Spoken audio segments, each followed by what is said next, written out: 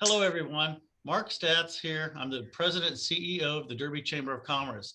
Thank you for tuning in to this Zoom style luncheon. We hope that we have a lot of good information for everybody today and that you can learn a lot about the unemployment system and some of the trials and tribulations that are going on with that. However, we'd like to thank our sponsor, uh, Teresa Hearn and the Derby Community Foundation for, again, sponsoring this luncheon. And right now I'd like to turn it over to Teresa to say a few words about the Derby Community Foundation. Thanks, Mark. For the past several years, the Derby Community Foundation has sponsored the February lunch. You might recall that we went through great lengths to make it look like a classy event with tablecloths and bottles of wine on the table and centerpieces. But like so many other things in this world, those things aren't happening today. Today, I'd just like to share a little bit with you about what the Derby Community Foundation has been doing over the past 12 months. But since I only have 5 minutes, I'm going to focus on the COVID-19 response and recovery grants that we've awarded. The Derby Food Pantry has experienced a huge increase in requests for support, but they lost their major food drive source, which was the mail carriers Mother's Day weekend pickup, which didn't happen in 2020. So the Community Foundation has donated over 400 items to the Derby Food Pantry, and we pledge to donate 100 items every time the food pantry has a food drive this year. We all have seen the school district stepping up the food service department. Those workers delivered meals starting in March of 2020 curbside, and they continue to do that. And that means during all kinds of weather. So we awarded a grant to the food service department to help purchase things like Mr. Fans during the summer when it was hot. We can recall when it was hot, and also insulated coveralls to get through weather like we're having now. We also provided them with funding to help deliver produce for the Farmers to Families program that happened this summer. The Derby Senior Center, like a lot of other entities, closed for several months this past year, but the need for their services did not stop. They have seen a demand for Meals on Wheels. And so in order to help the Senior Center, we awarded a grant to provide Meals on Wheels for those most vulnerable in our community, as well as socially distanced activities for seniors so that they can continue to connect and not be isolated. A grant from the Community Foundation to the Derby Recreation Commission helped provide healthy snacks at the Oaklawn Activity Center's after school program. And did you know that Derby residents make 500 visits a year to the Guadalupe Clinic? That clinic is a free healthcare facility that has a space in South Wichita, where they see most of the Derby residents. And they've had trouble during COVID with people not coming in. They don't want to come to a facility for their regular appointments. So we awarded a grant to Guadalupe Clinic to help provide telemedicine visits for Derby area patients. Another organization in our area that provides services to Derby but is actually positioned in South Wichita is the Salvation Army. They have seen a tremendous increase in their requests for utility assistance because of the job loss that people are experiencing. So we awarded a grant to the Salvation Army specifically to provide utility assistance to families in the Derby area who've experienced job loss. And with all that job loss and reduced income, the requests for support from Derby Operation Holiday were just enormous. And the challenges they faced with collection, with all of the restrictions, was very difficult. The limited number of volunteers that they could have. They pulled it off, as Derby Operation Holiday always does, and we awarded a grant to support that as well. While COVID-19 response and recovery has been a lot of what we have done in the past year, we still continue to provide all of the other annual services and efforts that we do, including awarding $80,000 in scholarships to Derby High School seniors.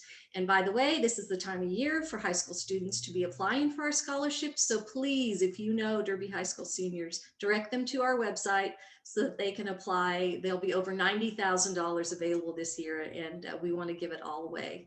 We also provide $1,200 a semester to students at Derby High who are pursuing technical certifications at technical schools and community colleges.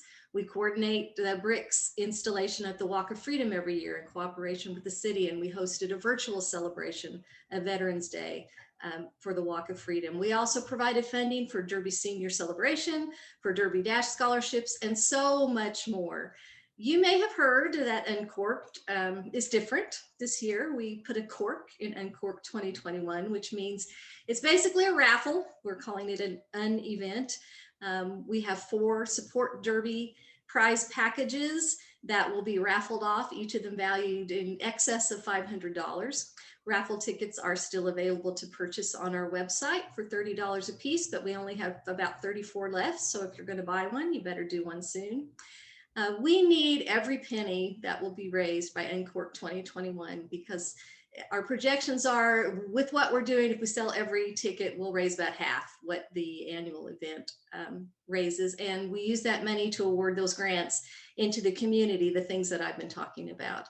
We have been blessed with very generous sponsors and with some people in our community, some businesses who have donated items. But most of what's in those prize packages were purchased. We decided this was the year to give back. This was the year to go to all of those businesses that have supported us year after year after year with donations. And so we took sponsorship money and purchased gift certificates and merchandise. So when you purchase a raffle ticket for Uncorked, you not only help further the mission of the Community Foundation to enrich the quality of life, you're also helping local businesses by walking in and using those gift cards. So it's a win-win. Folks, our world has been turned upside down, but the work of the Community Foundation continues. The need in our community is as great, if not greater, than it's ever been. And we pledge to continue to be here to pursue our mission, to enrich the quality of life, to meet the immediate needs of the community. And you can be part of that by supporting Uncorked in many other ways. Contact us if you're interested, and cheers. Thank you, Teresa, for that wonderful update. And I would like to thank the Community Foundation for their support of the Chamber by sponsoring this lunch. And also thank you for all that you guys do in the Derby community and the surrounding areas. And for those that have not bought your Uncorked non-event tickets, please get a hold of a board member or go to the Derby Community Foundation's website and purchase your ticket. Everything goes to a good cause, and they do a lot of great work. So Teresa, thank you so much. Now we have a few chamber updates for everyone. As a reminder, we have our drive-through pancake feed benefiting Derby Community Family Services. That's on Saturday, March 6th from 8 to 11 a.m. It's here at the Welcome Center, 611 Mulberry.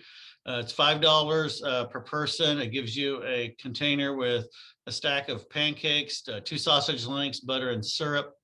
This is, it's a drive-through pancake feed. Normally we would do this in person, but because of COVID restrictions, we are doing this in sponsorship with the American Legion and the Derby Noon Lions Club and USD 260 to try to bring awareness to the needs of the Derby Community Family Services. They're always running short on food. So please, $5 get you the pancakes. Please bring a canned good and stop by, and you'll enter on the east side of the building here at the Welcome Center, and you'll drive around to the west side, and members from the American Legion will bring out pancakes. So we appreciate the community support on that. Some other chamber things we have going on is we have a new event that we are starting this year, and it's a bowling tournament. It's going to be on Friday, March 26th from 1 to 5 p.m. Derby Bowl, which is at 444 South Baltimore. It's a $50 fee for a team of 4, and there's only a couple spots left. So hurry up and sign up if you want to get a bowling team together. If you're interested in that, you can go to derbychamber.com or get a hold of Lindsay at Lindsay, L-I-N-D-S-I at derbychamber.com, and she'll get you registered. Another new event that we have coming up this year is a miniature golf tournament. And it's going to be on Friday, April 16th. It's going to be at Field Station Dinosaurs at 2999 North Rock Road. And we're looking to have fun with that one. You can come and play anytime between 5 p.m. and 9 p.m. for a chance to win different prizes. You can have teams of 2 up to teams of 6, and the cost depends on the size of the team. And you can check that out at derbychamber.com, or again, shoot Lindsay an email at Lindsay, L-I-N-D-S-I at derbychamber.com, and she can answer any questions you might have. I'm really excited today to introduce our speaker. Phil Hayes is the Vice President of the Arnold Group. Phil has been a leading voice for the employer community across the state of Kansas regarding critical unemployment reforms in response to the pandemic. Phil is an expert in this arena and is speaking in conjunction with the broader business community in Kansas. Phil is currently the chairman of the Kansas Employment Security Review Board with the Kansas Department of Labor. Phil, if you could just go ahead and start your presentation now, we will get to some questions at the end. Thank you.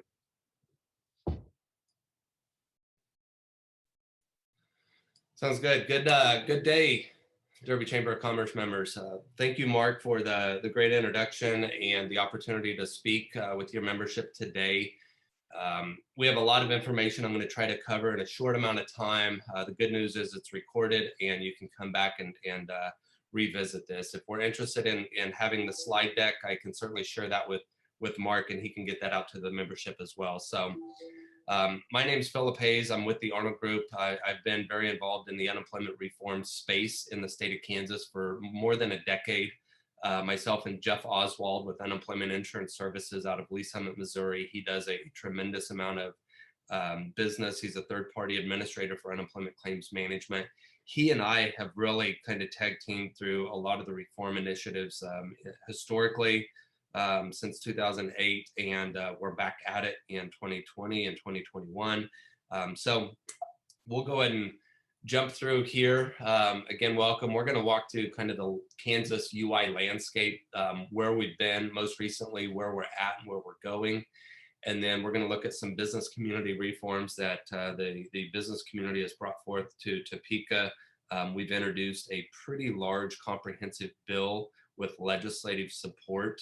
And that the bill is working through a little bit quicker in the House, but the Senate is just now really taking up the bill in earnest, and we're seeing some traction there now. So we'll close with some questions, and hopefully we cover the appropriate path that we need to. So we're just kind of hitting on how did we get here and what are we supposed to do, and I'm going to bring the perspective from the business owner or maybe the HR professional, but really how did we get here? You can see on this graphical chart here, the beginning of 2020, our total initial unemployment claims in Kansas was relatively low.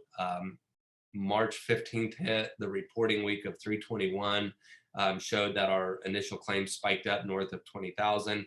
The following week, we hit our high water mark, and we really felt like that was going to be the absolute high point of 50,000 in 1 week.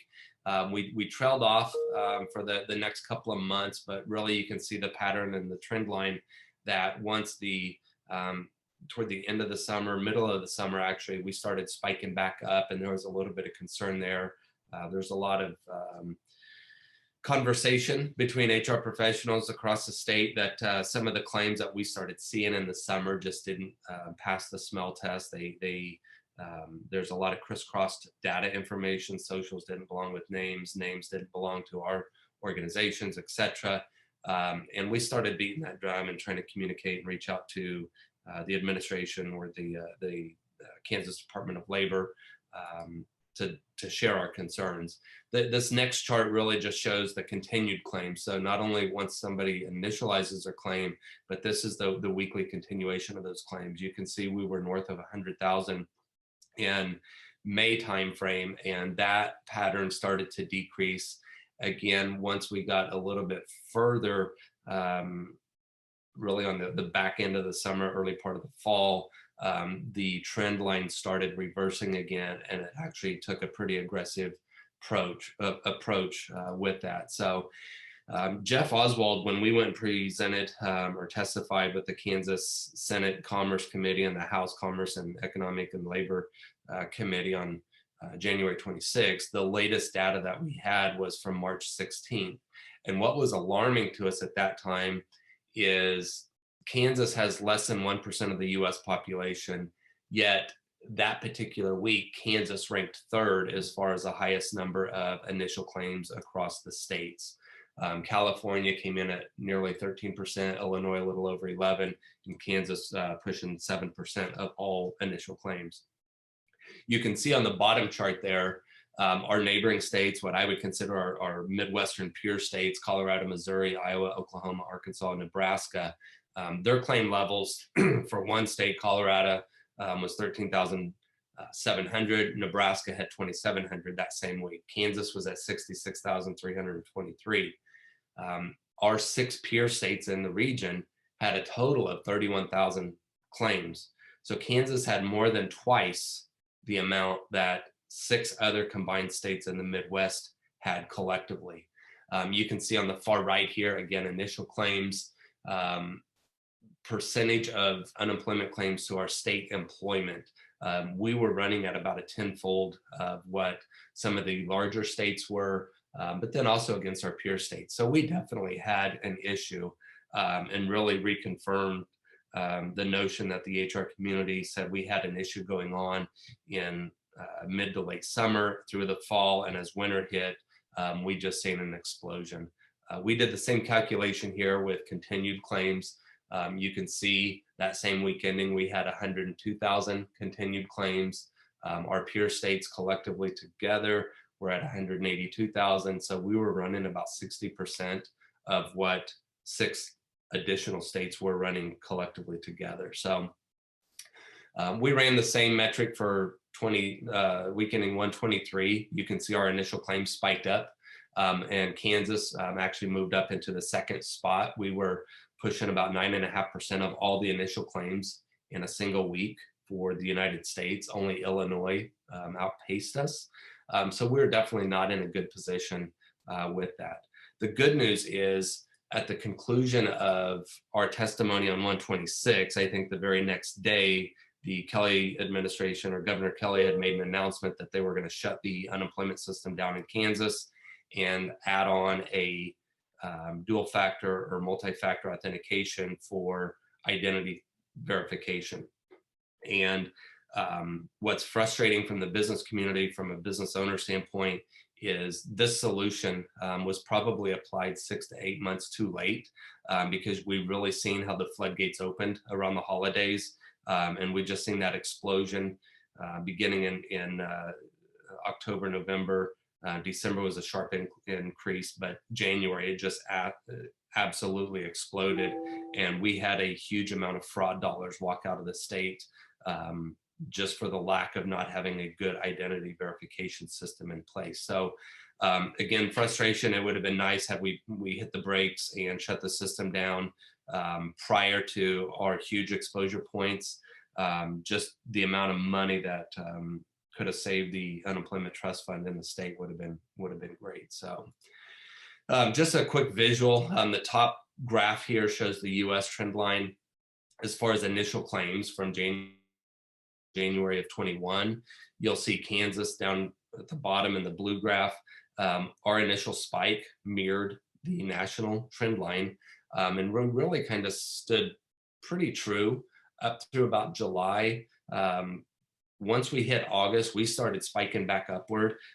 Jeff Oswald had indicated that he had started seeing a rash of a huge number of unemployment claims coming from school districts in August, which is the beginning of a school year.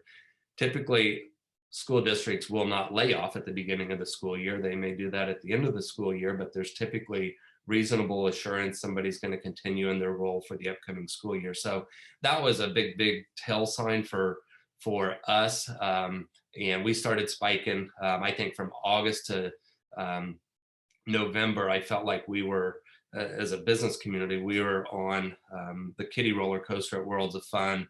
And you can see once the holidays hit, we got off the kiddie roller coaster and jumped on the Mamba, and we started climbing to the highest point. And the good news is, with the shutdown at the end of January, we at least capped that off. I don't know how high we would have went, but we at least hit that. The bad thing is the downward ride that we're going to have over the next coming years as a result of the fraud that did get paid out is going to be an unfortunate ride for the business community. So just to kind of give you some comparison as far as what we've engaged with, and when I say we, it's the business community. We Kansas SHRM, Myself, Jeff, we've worked with local chambers. I think Mark's group with the Derby Chambers put on an early webinar last year on the WorkShare program as a resource for businesses, but we worked with NFIB.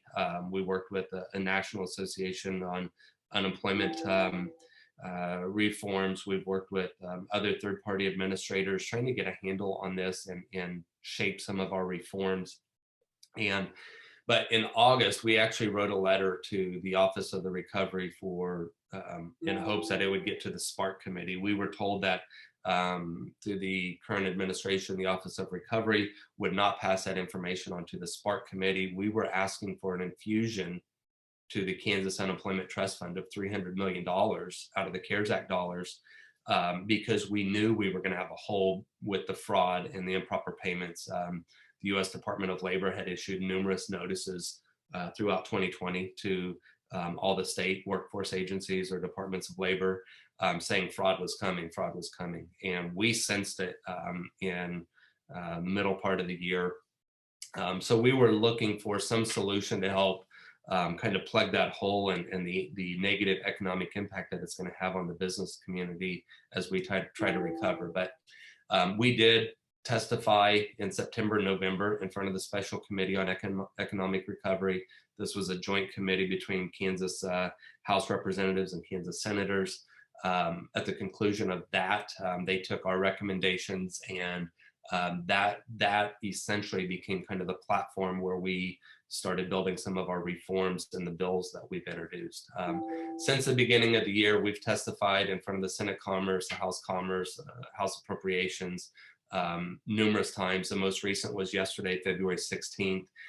If you're interested, or if you have an interest in reality TV, this is probably the best series on TV this year. I've got kids, my kids are 20 to 26 years old, and they watch every update as it comes out and develops, and they're definitely vested in this.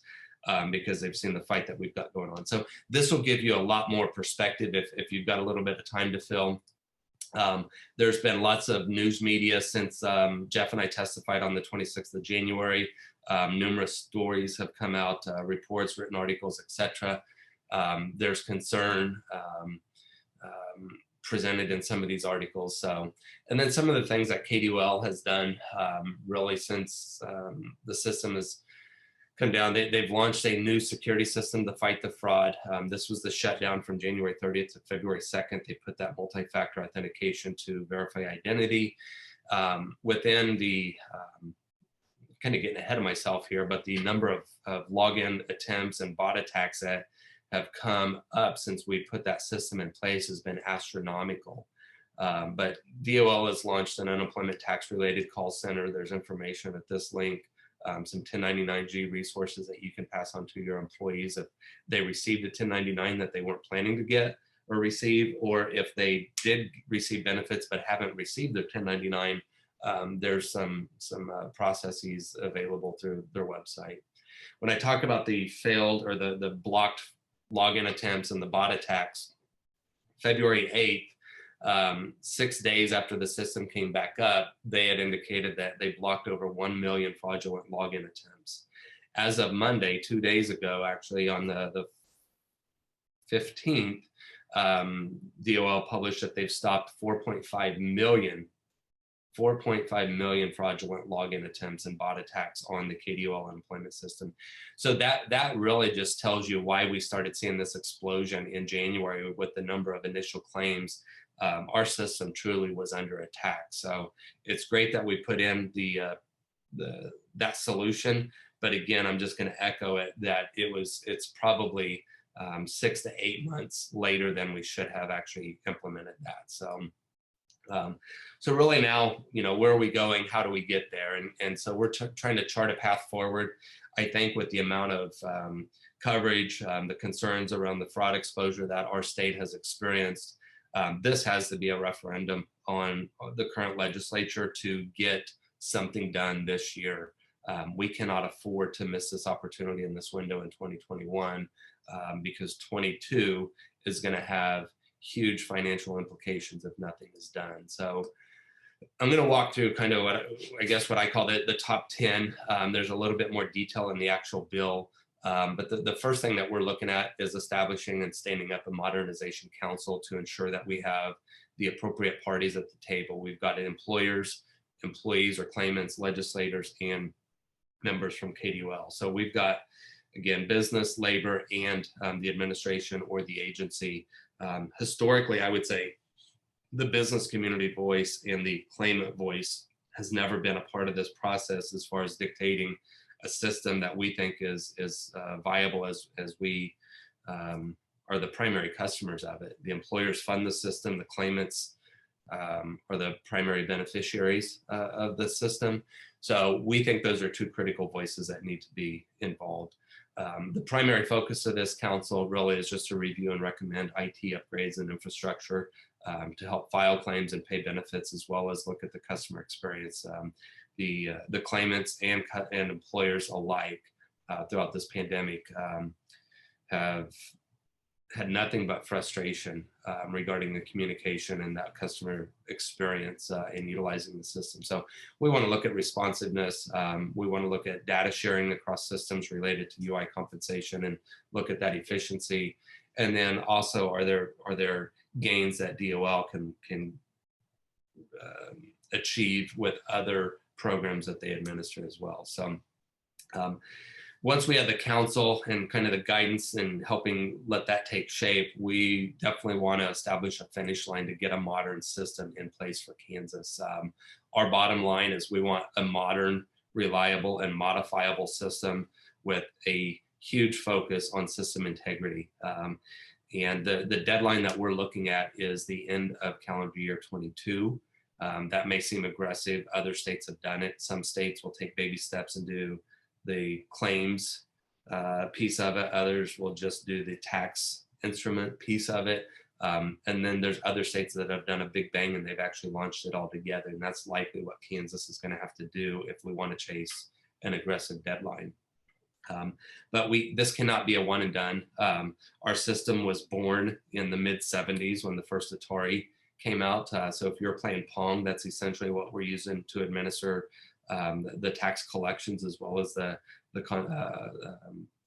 claimant benefit distribution as well. So we want to make sure that if we get this upgraded and to a newer platform, that we're not going to fall asleep on this again for 40 years. We need a continual development process plan to ensure that we stay current and we don't fall behind the times. So just some of the components that we would like from the employer community is just dynamic reporting, understanding what the status of any claim is at any given time, not having to wait until the fall of every year to get a chargeability notice. We'd like to be able to see our claims develop in real time.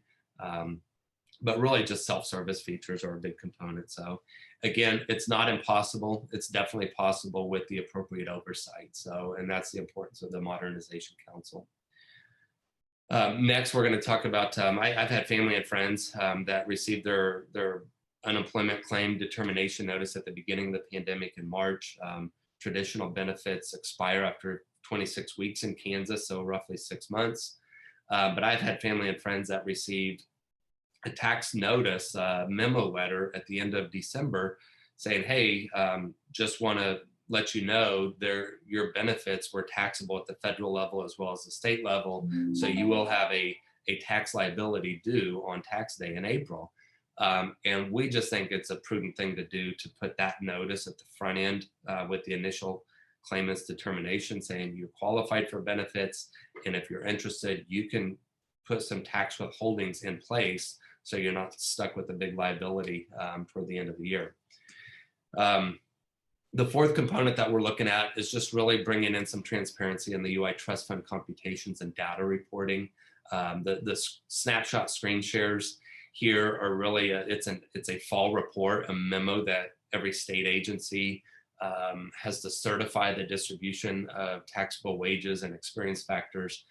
So you can see the rate groups, the lower reserve limits, the number of accounts or number of employers that are in with each rate group, and the associated taxable wages for each of that. This is good. The summary data, the second page is good, but there's also some other critical data that we would like to see so the business community can keep a better pulse on the direction of our fund and the health of the fund. So it's just better communication overall. Number 5, Kansas duration of benefits. We just want to realign the provision that was passed in 2013. We set a lower threshold of a 4.5% state unemployment rate that would dictate that Kansas would qualify for 16 maximum weeks versus 26. So we've got it on a sliding scale, anything under 4.5%, anything under 6%, and anything over 6%. It'd be 16, 20, or 26 weeks of benefits eligible. We just want to realign our lowest threshold to that 4.5 that was negotiated with between business and labor in 2013. And we would just like to align that threshold with the national definition or the national acceptance of the Federal Reserve's base unemployment rate threshold of 5% as full employment in the state or the country. So number 6 is really a key critical provision here when we think about the amount of fraud and improper payments that walked out of our state and didn't even get in the hands of legitimate claimants. This money not only is out of our state, but probably left our country in quick fashion. So the provision with this is to hold employers harmless for any fraudulent claim, any improper payments due to the antiquity of our system, and also any COVID-related claims that was expressed in the CARES Act as well. So employers will be held harmless. The bad thing is if we can't recoup those dollars from the bad actors, the crime rings that were infiltrating our system, we're talking about hundreds of millions of dollars. I think I went on record January 26 saying that my best estimate is our exposure is $300 to $600 million that were paid out of our trust fund. And there's been other estimates from other consultants that I've seen as high as 700 million. And so the intent of this is we can't get the money back from the bad actors overseas, but how can employers be held harmless? We've been told that employers will not be charged. We won't receive it on our chargeability rating. But the bad thing is that the trust fund has been depleted and we're going to have to replenish it. And the only way you can replenish the trust fund in Kansas is additional tax contributions or tax dollars from Kansas employers. So we may not be charged for it, but we're certainly going to pay for it unless we can find the provisions in this bill is to either look at additional pandemic relief CARES dollars from the feds, utilizing some of that, or having the legislature wrestle with it out of the state general fund or other funds at the state level, because employers were beating on this drum saying this is coming, it's going to be a problem, and essentially nothing was done to stem the tide with the outflow of the fraud dollars. 7 here, this is where I probably have the most meat and probably where it's going to affect you on kind of the boots on the ground piece of it. It deals with your chargeability notices that you get in the fall every year, as well as your experience rating notice. In 2015, we actually wanted the solvency adjustments to be proportional. We lost that battle with KDOL.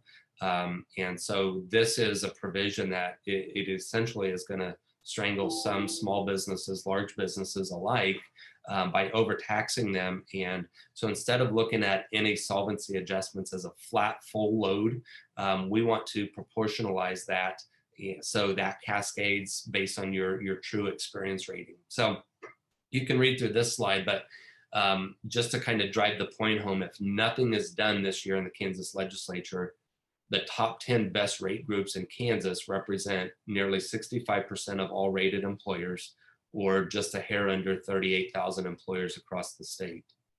Those 38,000 employers will see a rate for their state unemployment insurance. They'll see an increase ranging from 180% to 800%.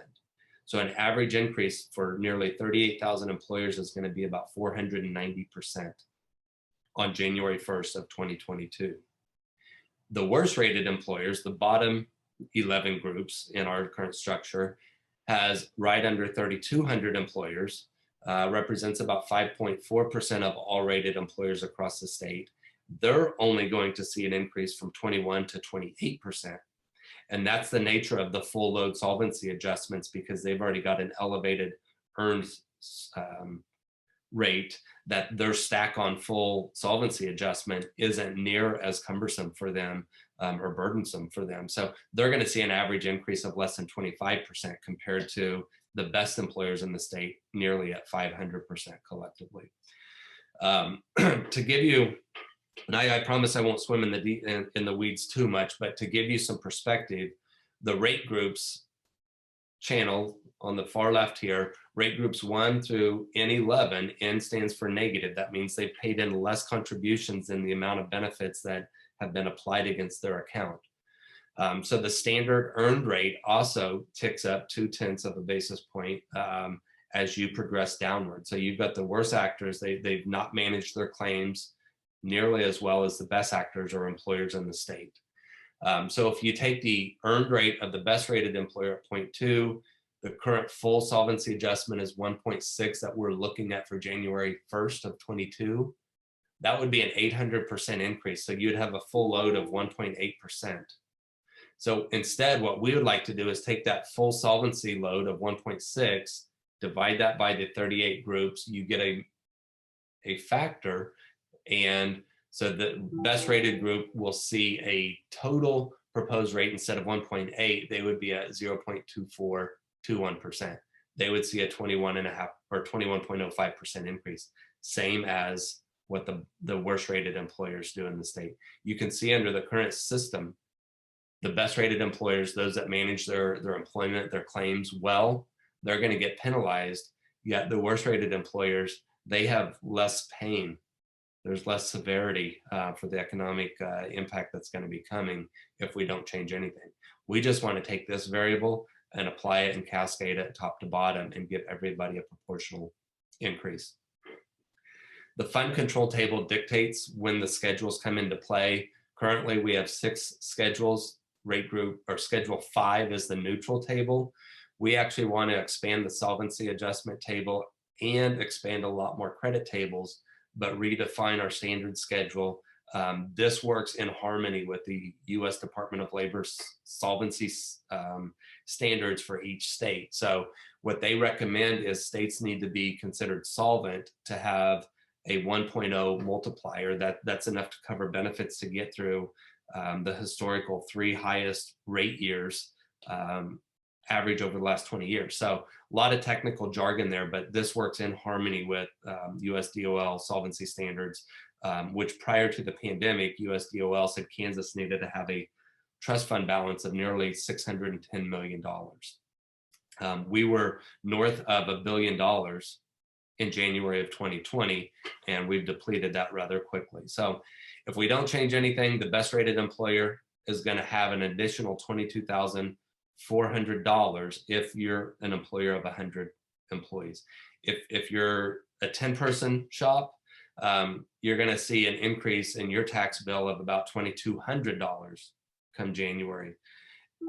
And you'll see that full solvency load, it's the same dollar amount regardless of what rate group that you're in.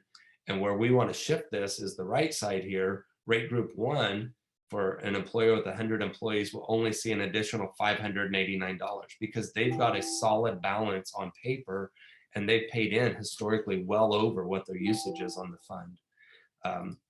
So if you've not seen an experience rating notice, and if you're a business owner, I assume you see this, you may have this go to your tax accountant. But just to give you an explanation of how this works, this top line is what your balance was prior to June 30th, 2019. The second line, this 18,000, is what we paid in. And I say we, this is a legitimate statement. It is not the Arnold Groups, it's a random one, but I've normalized it to ABC Company out of Smallville, Kansas, took away any identifying information. But this is their contributions last year, what they actually were charged through that fiscal year. And this is their lifetime contributions and their lifetime benefits charged against their account. So you'll take the green minus the red to get an account balance. Next, you're going to look at your taxable payroll, and it's important to understand that your taxable payroll is only the first $14,000 of each employee's wages for the calendar year. So they're going to grab the taxable payroll dollars for 17, 18, and 19. They're going to leave 20 on the shelf. They'll come back to that. It's just the rotation. So we have a total of 6.1 million. Divide that by 3. We end up with our average taxable payroll. So you'll take your balance divided by average taxable payroll, and you end up with a variable. The reserve ratio is what it is used in the formula. And so we're going to go identify where that 14.62 is. 14.62 falls in rate group 7 here. This is a schedule that's published on KDOL's website. It's what's in current statute. And we're also not changing the reserve ratios for businesses in our current reform efforts. So they know they're a rate group 7. And if we track this all the way over, our earned standard rate is 1.4. There's no solvency adjustment in 2021. There will be in 22 if we don't do anything. So our full load is 1.4, or our full earned rate. Now, what happens when the full solvency adjustment hits next year, or if we get our reforms passed? I'm going to break this down. Again, we're going to take the 1.6 solvency increase adjustment, divide that by total rate groups in the system, and we get a variable. We're going to take that variable, the 0.421, multiply it against the rate group that we earn through our standard earned provisions. So we'll take 0.421 times our earned rate group of 7. We get this new surcharge amount, and we're going to add that back to our traditional earned standard rate to end up with our new rate for the upcoming tax year, 1.6947. That serves as a 21.05% overall increase. Whereas if we don't do anything, you're going to have your earned rate of the 1.4 plus the full load of the 1.6 to give you a total SUTA tax rate of 3%. And so somebody in rate group 7 will see a 214% increase next year. And so if you have an employee base of 3 employees, 30 employees, 300 employees, 3,000, or 10,000, you can see that these dollars matter and they add up extremely quick. Just to give you some context, when we started working with KDOL, and I say we, the business community, the green chart is what we came to the table with. The note here is our high watermark was to collect for roughly 463 million in a single year if the trust fund was really in trouble. They said, well, we really don't like that. We feel comfortable collecting 615 million. And I'll also remind you that new employers coming into the state on an average annual basis brings about another $20 million into the trust fund. So we just felt like their numbers were extremely aggressive. We ended up compromising on some of the thresholds. We gave up position on credit tables that they didn't want as many, but we did hold firm on the 1.6. They wanted a higher one.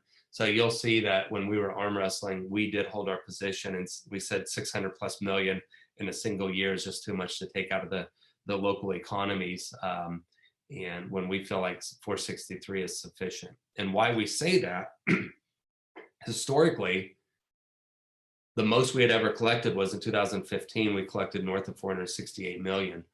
But our fund has served us well by not collecting 600 million any given year. 3-year average is about 400 million. When you look at the trust fund balance, beginning in 1990, we're north of 500 million. We climbed north of 700 million, and that's when the legislature put moratoriums in place and we didn't tax positive rated employers. Our fund balance decreased rather than having a structural system that self-regulated itself, tied with USDOL solvency standards. So we did borrow after the economic downturn of 08, but you can see we've recovered fairly nicely. Average trust fund balances from including the 2001 downturn. This also includes the economic downturn or the financial crisis of 08. You can see the benefit outlay. So we've seen what we're bringing in, what's the historical average of what we pay out. I ran this in 20-year snapshots because that's part of the USDOL conformity laws, is looking at 20-year variables and the highest paid out years. So we looked at prior to the Great Recession, with the Great Recession, And just to bring it in perspective as far as more recent, in 2017, benefits that were paid out of the Kansas Trust Fund. In 2017, we paid out about 185 million total. 2018, we paid out 144 million. 2019, we paid out 133 million. In calendar year 2020, we were north of $950 million. So when we talk about $1 billion trust fund at the beginning of last year, that money is essentially gone.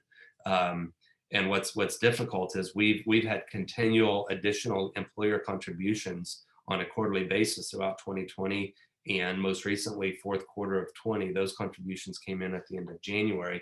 But you can see just in 5 weeks alone in 2021, we paid out nearly $157 million. I'm going to have you backtrack here and look at total payout for a year in 19, 18, and 17.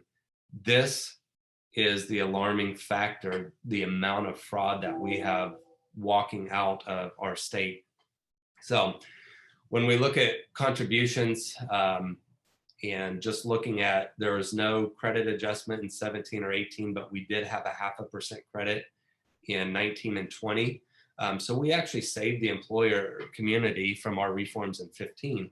We saved $142 million additional being paid into our trust fund because we were pushing $1 billion. And so our total tax collections have been 250 million, nearly 300, 275, 270 million. We don't need to collect $600 million, especially if we can get some relief and hold us, the employer community, harmless for the inadequacies within our system that we were utilizing, the vulnerabilities that we had, and the amount of fraud dollars that walked away. So trust fund balance as of January 30th of 21, we're sitting right under $250 million. And you'll see we were actually at 1.2 billion at the front end of 2020. These measurement periods are as of July 31, so they're not completely reflective of what we start a calendar year at. So I will say KDOL is going to come in regarding House Bill 2196 and Senate Bill 177, that it's not going to collect enough tax. We've realigned this with USDOL, with the historical usage of our fund, what we need to pay in to cover the exposure, but then also build ground that we're not going to be in a tough position as we move forward. So we're showing a 372 million plus new employer contributions. We're pushing $400 million again under this new rate structure, largely because we've had economic growth. We've certainly seen some contraction, but being in the jobs business, I don't think there's an employer that we work with, that we've historically worked with over the last couple of years, that is not hiring, that cannot find appropriate talent or even interested candidates for consideration. So we fully expect that the amount that we're looking at from a tax standpoint is going to be more than enough. So what's frustrating, in 2015, KDOL said that Senate Bill 154 at that point would never work. We wouldn't collect enough taxes. Tough thing is, that's the same old talking points. It's just 6 years later. They were not right in 2015, and we feel that they are not right in 2021. Why would why would KDOL dispute the business community's numbers when they've not been cooperative and they've not been willing to communicate with us since the middle part of last year? The tax system that we put in place in 15 completely outperformed expectations. It resulted in a $1 billion plus UI trust fund in Kansas. Our reforms this year are ultimately just fine-tuning and realigning that tax structure. We've been right along the way on a lot of the provisions from Senate Bill 154. This is just basically a tune-up. So if we run the math, our current situation is not because of traditional market pressures. It's a result of the pandemic and that vulnerable IT system that we were utilizing that allowed hundreds of millions of dollars walk out and deplete our fund. So really my message back is, what do you tell one of the 13,000 Kansas employers that laid off 0 employees during the pandemic, yet they're going to be stuck with an 800% SUTA tax increase? Employer UI tax bills beginning in 22 may likely outweigh their state income tax bill if nothing is done. We know that the trust fund has to be replenished. It's on the business community. So we don't feel that the administration should dictate the pace on how quickly we flush the fund up. If we've got a path forward that's responsible, it provides a steady pace, and it also balances the needs for rehiring and rebounding from the economic impact of the pandemic. So we're just saying what's the most equitable path forward. I'd like to say that the fraud issue has largely been resolved with the January 30th through February 2nd shutdown to stack on that identity verification piece. But I think it's critical to note that traditional fraud and improper payment issues will never go away 100%. We do feel that a work search verification process is a good check throughout the life cycle of an unemployment claim. It serves as a natural impediment. The bad thing is, since March 29th, we've been under executive order that Kansas unemployment claimants do not have to engage in the work search process, meaning they don't have to be attached to the labor market. They can collect benefits, and so that's been extremely frustrating from the employer community. The tax system that we created in 15, again, created a $1.2 billion trust fund in a short 5 years. We did that while collecting less taxes along the way to that $1 billion trust fund. So our primary message is KDOL's seen our numbers, they've seen our fine tuning. It's easy to say that it won't work. We simply say, show us our flaws. Are there concerns with taxable wages, employer balances, calculations of surcharges, contribution estimates, or claimant benefits? I guess, are we wrong in any of the structural data on the formula, or is it simply that KDOL is just uncomfortable with collecting nearly $400 million from the employer community in a single year? And I don't think that we need to look more or at a higher level than that. So coming back to the reform provisions in the bill, we want to provide immediate relief to employer accounts. So we address the hold employers harmless from the pandemic related timeframe from March of 20 through the end of 22, which realigns with the modernization effort of our system. But as we look forward, if there's any improper charges or fraudulent determinations, we don't want employers to have to wait for the department to go recoup those dollars. We want to be made whole based on either a system failure or a bad determination or adjudication decision. So, and we're just tying the improper payments to a national reporting, essentially an audit from the U.S. Department of Labor on different states. So, the work share program, if you did watch that webinar through the Derby Chamber last year, the governor did sign an executive order allowing negative rated employers to participate through the pandemic. So we feel like that expansion of the program is actually not a bad one, but it needs to be measured in a manner that a negative rated employer, somebody that is drawing more benefits against what they pay in historically, those are your negative rated employers. We don't want to give them a bite at the apple every single year. We'd like to say in a true economic downturn or a down business cycle, you can participate once, 1 year out of every 5 years, just to have some sort of stopgap that they're not going to continue to dig a negative hole and ultimately pay out the trust fund at the expense or the subsidization of the better rated employers that are managing their claims more appropriately. And finally, the last one that we want is just if employers are reporting job refusals, we have a commitment or an obligation to report within 10 days to Kansas Department of Labor for any employer notice determinations. And we feel like any job refusals should be annotated and applied in the merit of that adjudication or determination on a claimant's decision. So if we're reporting job refusals, we don't want them to fall into the black hole. We would like some feedback in the same manner that they expect from us to ensure that we have good communication for good decisions. So in closing, I'm just going to say that Kansas cannot rely on Washington, D.C.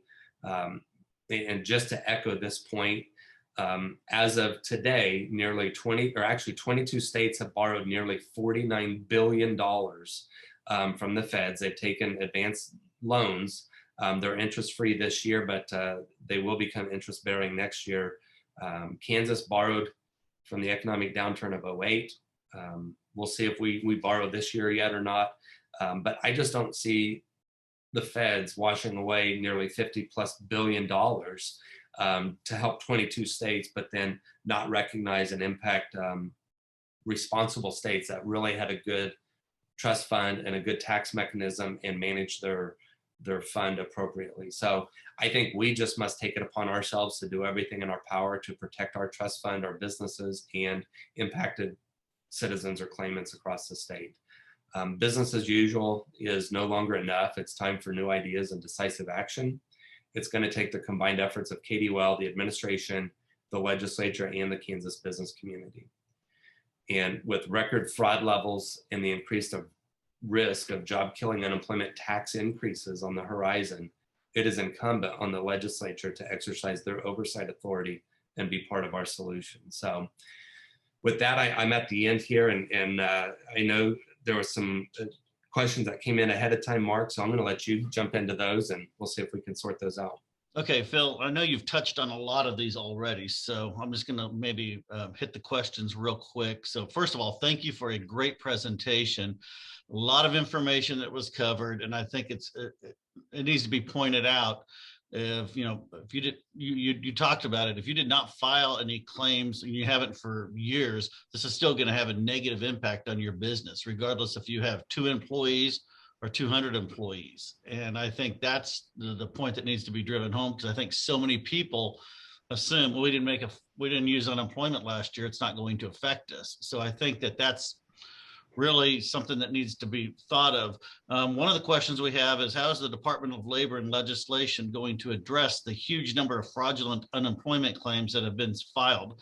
Many people I know, including myself, have had to deal with that. And so that was from one of our chamber members. So could you kind of touch on that one again? I mean, and that's, I could probably go 3 different directions with this question. Number one, the hold harmless provisions. We're trying to identify and actually get a quantifiable number on the total fraud that was paid out. And the employer community has a huge voice in this. You need to report fraud if they show up on your chargeability statements. The sad fact is you may not receive that notice until next October of 21. And at that point, you need to reconcile your statement. And if you did report those claims as fraud, annotate, hey, we reported these, but you're also likely going to have some new claims on there that you had no idea, because employers weren't getting notices on every fraud determination or fraudulent claim. So this is going to be a process that will impact for the next year. And some of the provisions that the bills are taking shape is we're going to see if we can identify some future CARES Act dollars coming in this new bailout from the feds. We're going to allocate a set dollar amount from that, but then we're also going to allow that DOL needs to reconcile all fraudulent determinations by a certain date, and then whatever gap there is from what we got from the CARES dollars to if there's additional dollars, then there's going to be provisions that will likely have the state reinfuse the trust fund to those dollar amounts.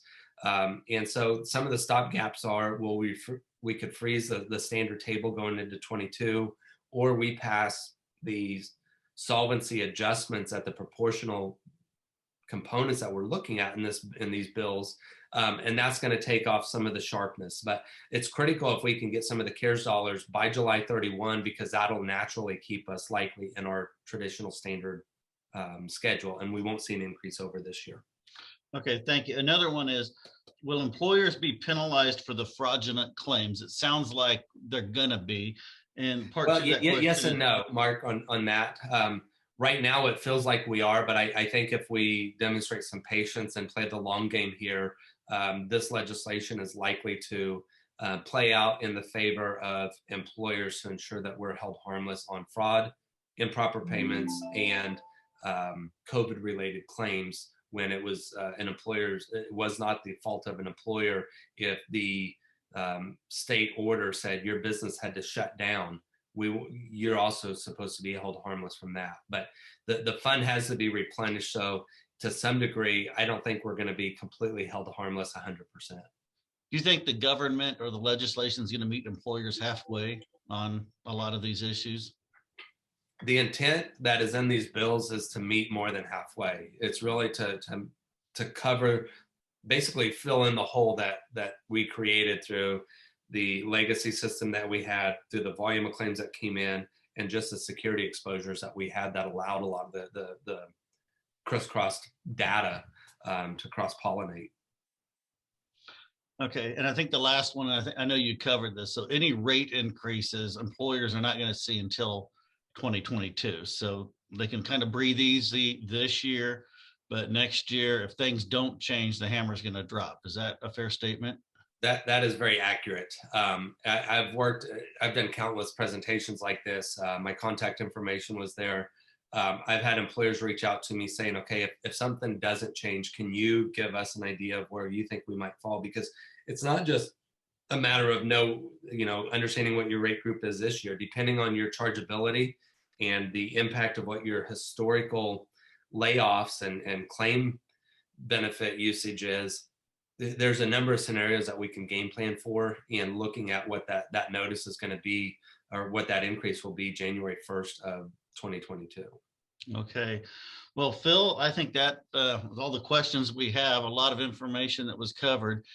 If any of you have follow-up questions, which I'm sure some of you will, please feel free to reach out to me. You can call me at the chamber, 788-3421, or send me an email, mark@derbychamber.com, and I will get those questions to Phil, and he'll get back with you via me or maybe directly back to you, depending on the question.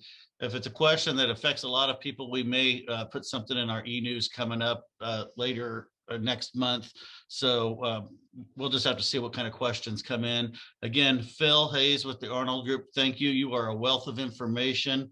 On a personal note, you helped us out quite a bit this year trying to navigate this pandemic and shared work, which is a wonderful system. So thank you for all your help on that. And but Phil is a wealth of information at the Arnold Group. If you want to reach out to him and talk to him about that at a later time. So Phil, thank you. And again, if you've got questions, please give us a call. So thank you, everyone. Thank you.